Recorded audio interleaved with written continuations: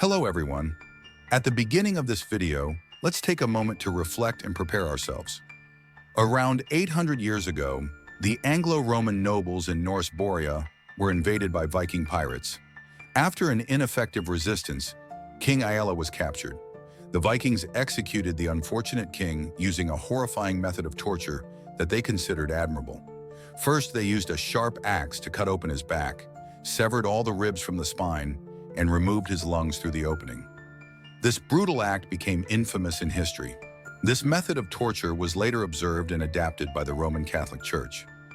Over time, crucifixion became a tool for the Church to assert control over the secular world, often sacrificing innocent lives in the process. Today, in the second episode of our crucifixion series, we'll explore why medieval Europe saw widespread and brutal executions. In the early medieval period, laws were relatively humane. For example, in the 700s, King Aeneas of Wessex established a code of laws where penalties for crimes were scaled according to their severity. Killing someone might result in 100 years of imprisonment, injuring someone's eyes could result in 50 years, and damaging a person's toes might lead to 12 years of imprisonment. However, there were exceptions, particularly for women. Women convicted of theft or murder were often sentenced to death. This harsh treatment stemmed from societal needs at the time. Men were considered vital for tribal wars and labor, so they were rarely sentenced to death. However, the general lack of proportional punishment left a legacy of violence. As feudal lords, kings, and churches vied for power, the Middle Ages saw centuries of struggle for dominance. In chaotic societies, it became easier to manipulate people using coercion and fear. Kings often claimed divine authority to legitimize their power, while the Church held the ultimate trump card, the ability to interpret God's will. Judicial systems in medieval Europe often relied on bizarre and superstitious practices to determine guilt. These included the water test. Suspects were thrown into a pond. If they sank, they were deemed innocent. The fire test. Suspects held red-hot iron.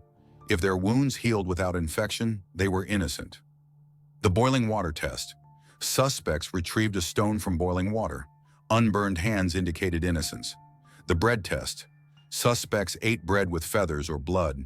Choking indicated guilt. Such trials were public spectacles that entertained the masses and reinforced the authority of rulers.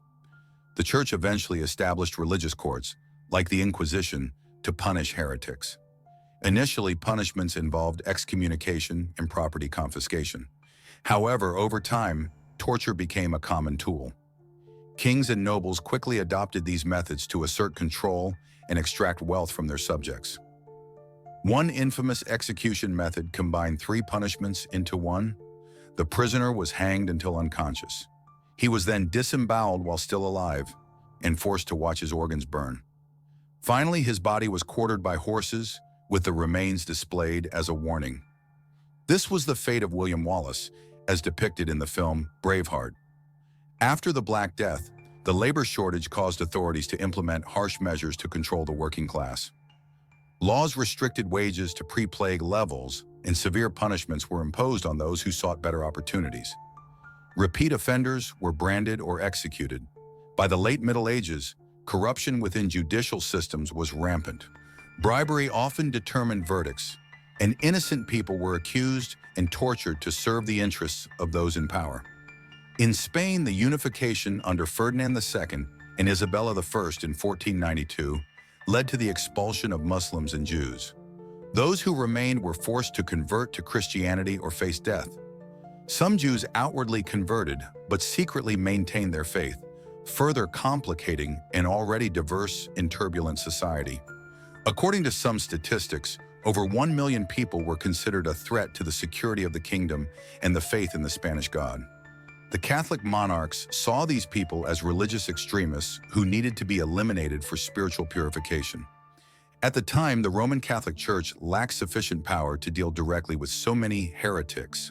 Thus, in 1478, the Pope authorized the Spanish monarchs to establish local religious courts, allowing the king himself to appoint religious judges. This decision was seen by the king as an opportunity to consolidate his power, using religion as a justification to eliminate political and religious dissenters.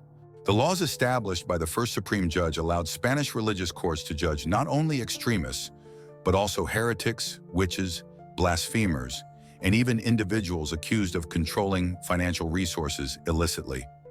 Thus began the era of religious terror in Spain. One of the most absurd cases was that of Bethany Garcia, a Jew who had converted to Christianity 35 years earlier. He was arrested and tortured until he confessed to a plan involving 5 other converts and 2 Jews to curse Christians and steal their prisoners were burned alive while crowds watched and celebrated as if it were a holiday. Some people resisted heroically. Maria Kosick, for example, confessed under torture, but refused to sign the confession even after several torture sessions. She was sentenced to 10 years in prison.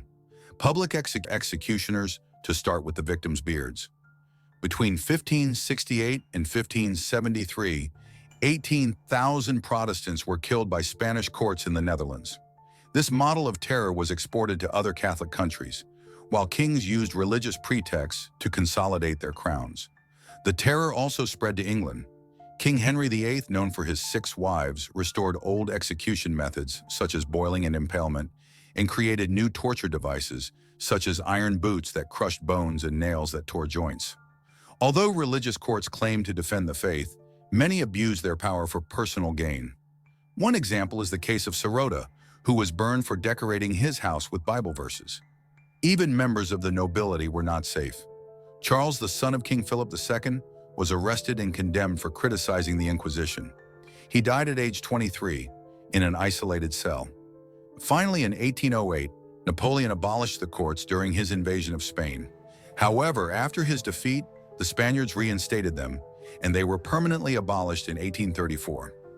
Between 1482 and 1808, over 300,000 people were executed by religious courts. Despite its religious justification, the Inquisition represents a dark chapter of abuse of power and human cruelty. In the next part, we'll explore the persecution of witches and the horrors associated with it. If you enjoyed this video, don't forget to like and share,